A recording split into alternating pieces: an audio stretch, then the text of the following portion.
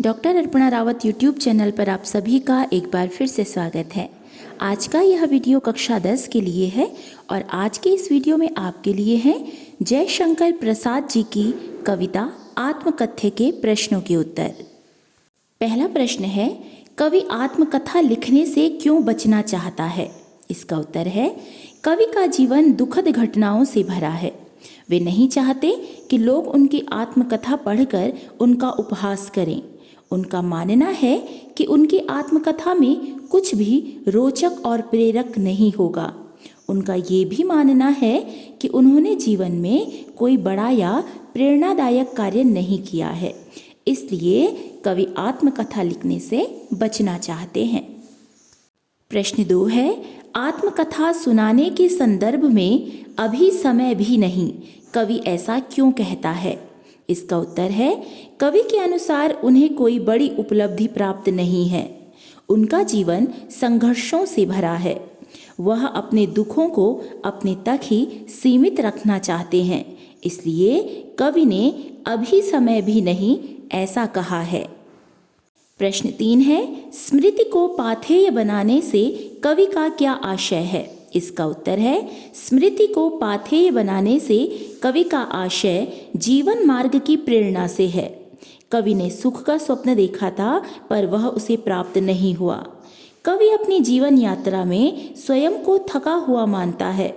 जिस प्रकार पाथेय यात्री को सहारा देता है और आगे बढ़ने के लिए प्रेरणा देता है, शक्ति देता है, उसी प्रकार कवि की पत्नी की स्मृति कवि को जीवन मार्ग में आगे बढ़ने के लिए सहारा और प्रेरणा देती है।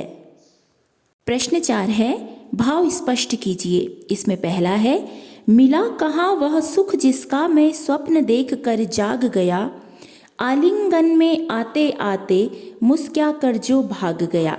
इसका भाव है, कवि कहते हैं कि मैंने प्रेम और सुख के सपने देखे थे, परंतु मेरे सपने पूरे नहीं हुए, अर्थात मुझे अपने जीवन में प्रेम और सुख नहीं मिला। उनका जीवन हमेशा सुखों से वंचित रहा।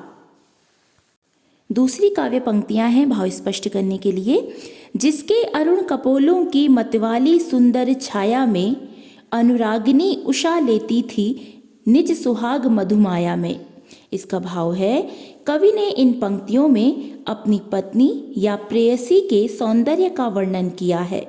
वे कहते हैं कि उसके गालों की लालिमा इतनी अधिक है कि उषा की लालिमा भी उसके सामने फीकी है। उषा काल प्रातः काल से पहले का समय है, जब सूर्यदेव नहीं आए होते हैं और उस समय जो आकाश होता है वो लाल होता है। तो कवि ने कहा है कि मेरी पत्नी के गालों की लालिमा उससे अधिक है, वो उषा काल से अधिक है। प्रश्न संख्या 5 है, उज्ज्वल गाथा कैसे गाऊं मधुर चांदनी रातों की, कथन के माध्यम से कवि क्या कहना चाहता है? इसका उत्तर है, कवि अपनी पत्नी के साथ बिताए मधुर और सुख भरे क्षणों को किसी के सामने प्रकट नहीं करना चाहते।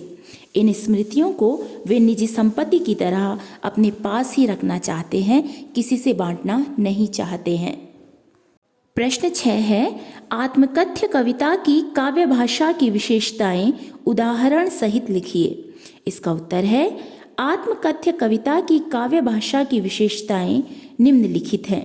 पहला, मानवीकरण शैली का प्रयोग है, जैसे अरी सरलते तेरी हंसी उड़ाऊं मैं।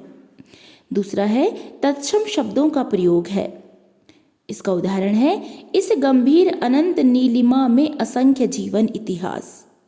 कविता गेय है, अर्थात गाई जा सकती है। उसकी स्मृति पाथेय बनी है थके पथिक की पंथा की।